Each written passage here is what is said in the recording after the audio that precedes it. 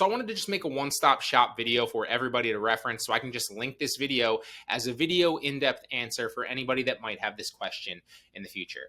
Now, primarily where people face this issue is on Facebook Marketplace, but if you're dealing with another, platform specifically, this same method applies to that platform. It's just, you're going to input the tracking number on a different platform, not Facebook Marketplace. So if you look on the screen right now, this is an item I dropshipped recently. And one of the issues that you'll get is this Amazon TBA tracking number. So if, for example, you're dropshipping that on Facebook Marketplace, how do you go about inputting that in Facebook Marketplace? You can't, because Facebook Marketplace only gives you the option to input UPS, FedEx, or the post office. So what you then need to do is you need to convert this Amazon tracking number into a tracking number that's going to that same exact city and state for that relative date. So for example, this one was already delivered, but just use your imagination here. Let's say hypothetically, because it is June 3rd, this was delivered yesterday. Let's say hypothetically, this is estimated to be delivered on June 5th, for example, right? And it's going to Philadelphia, PA.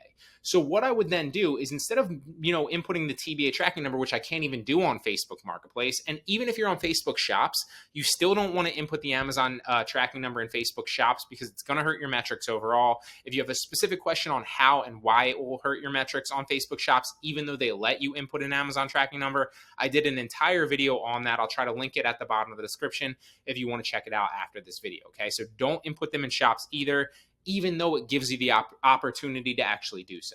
So if this was going to Philadelphia, PA on June 5th, I can't input this into Facebook Marketplace. What I then do is I go to Track Taco right here, and I'll actually link this in the description as well. So you go to Track Taco, you buy tracking numbers, and then what you can do is you can input Philadelphia, PA, and you can see just how many of these I've used. Like, I've used so many of them. I think I still have 66 left, but if you buy a bunch of credits at once, it can be really, really cheap. I'm not sure the specific number on it.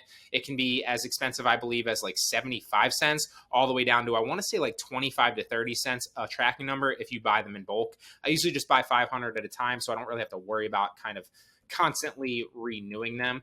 So Philadelphia, PA, if this is going to Philadelphia, PA on the 5th, what I would then do is I'd want to mark it a day later just in case it was a little slow. And also, you don't want to mark it on the same day because for whatever reason, that tracking number shows delivered in the morning, but their tracking number is getting delivered the same day, but it gets delivered later. You don't want to run into an issue where the customer is questioning it and being like, hey, my thing showed up as delivered, but it's not here yet. So always go at least a day later, preferably even two. The only issue that you're going to face there is you're going to get your money a day or two later when the tracking number is actually delivered instead of the actual package. But if they receive their package first and the tracking number shows a day later that it's delivered or two, they're not even going to pay attention to it, number one. Most people won't even realize. And even if they do, they're still going to be happy because they got their package faster than they expected to. So if this was coming on the 5th to Philadelphia, PA, I input Philadelphia, PA here. I put the 6th because it's a day later, so I'll go 6th to 7th, and then I'll wait for it to pop up with the estimated available tracking numbers. It found 4,000 between FedEx and UPS together. I click Get Tracking Number. I wait for it to generate that tracking number to Philadelphia, PA on, if we click the UPS tracking number right here, it's going to show me when it's delivered, and it should say the 6th or the 7th. This is coming on the 7th. So perfect. Then I would copy this tracking number. I would input it into Facebook Marketplace on that order. And now I have a tracking number that's going to that city, that state, estimated slightly later than the actual item is getting there. The customer's happy. I'm happy because I don't have to run into an issue where I can't input that tracking number and I get the order canceled. And obviously the platform's happy because it looks like you're inputting tracking numbers on time and you don't run into any issues, okay? So that's the first way to do it, is you want to convert Amazon TBA tracking numbers into Track Taco tracking numbers, which then generate you a UPS or a FedEx tracking number to that city and state on that estimated delivery date. Now, the second way that I use this is when I'm marking orders fake shipped. So this is something that I've talked about in a previous video. I don't keep track of stock and I don't change my prices. And so 2 times that I'll mark an order fake shipped. I often do this on Amazon as well, even though I use the software to track and reprice my items on Amazon. I don't do that for Facebook Marketplace or Facebook Shop.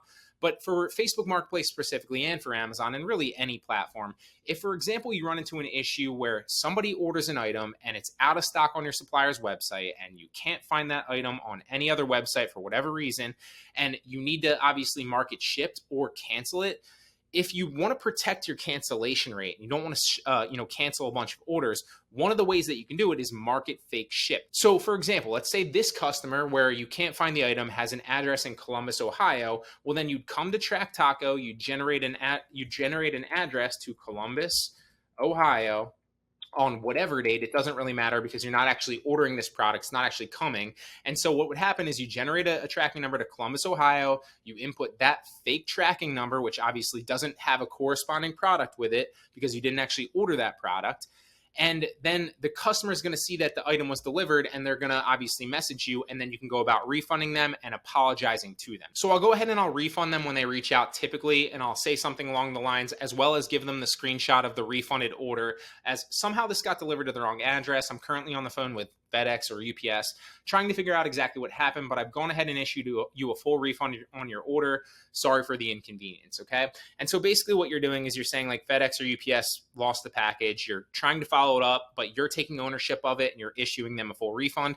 Very rarely do I run into somebody that has a major issue with this. Most people just say, okay, thanks, can I reorder? And then you can either say at that point, like, hey, you don't have any more. You'll let them know when you get more in stock. Or yes, you can reorder if for whatever reason it's been like a week since, you tried to order it last time and the tracking number, the fake tracking number, was marked delivered and they're reaching out to you. And then by that time, it might be back in stock, and then you can go ahead with their order and send them another one, right? Or if it even comes back in stock, then you can just simply say to them, like, instead of saying refund them, you can just simply say like, hey, this got delivered to the wrong address. I'm currently on the phone with UPS or FedEx trying to figure out exactly what happened, but I'm going ahead and expediting you another one. Just, it's kind of like a fancy way of saying like, I'm express shipping it, even though you might not be. And then when that happens, you can order them another one and then send them and message them the new tracking number. So that's the second way, market fake shipped. I also do this on Amazon quite frequently because on Amazon, you have a lot less wiggle room with your cancellation rate, also with your valid tracking rate. So you need to be careful, but that's a completely different video topic. But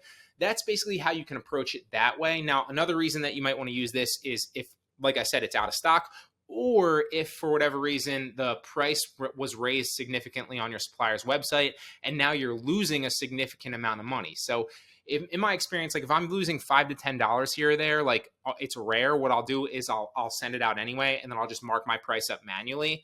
If I'm losing like 20 or more, often I won't even ship that. I'll just fake ship it. I'll raise my price and then worry about it with future orders, because I don't track stock and I don't, change my prices. And I've covered that in another video, why, in depth. So if you're curious on that, check the video out up in the right-hand corner right now. That will cover why I don't recommend that you track your stock or change your prices, because honestly, 99.99% of your items will never get traction and they will never sell. So you're just wasting your time and wasting your money tracking and changing prices on, 99.9% of your items that will never really gain any traction anyway.